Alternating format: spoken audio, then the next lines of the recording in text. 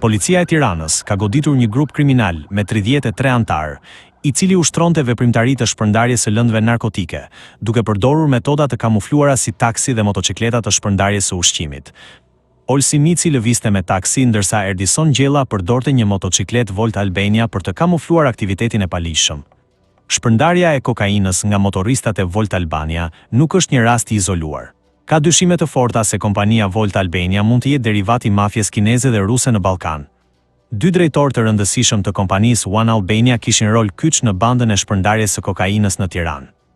Ata janë Eral Sina, me detyrë drejtuesi departamentit të zyrave dhe pasurisë në One Albania dhe Artan Pullazi, i cili rezulton kreu i ekipit të transportit në One Albania.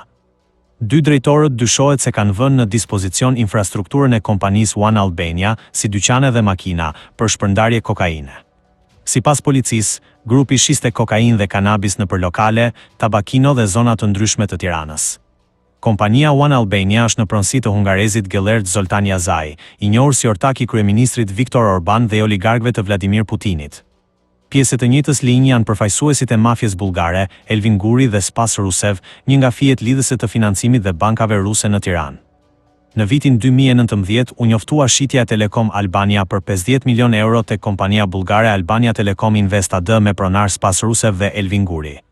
Ortaku i Elvin Gurit, Spas Rusev, është një biznesmen tepër i dyshimt bullgar, me histori të errta lidhjesh me krimin e organizuar, mafjen dhe financier rus. Ai është shfaqur në një jahtë në Monaco me Ivan Todorov, një nga trafikantët më famkeq të Bullgarisë.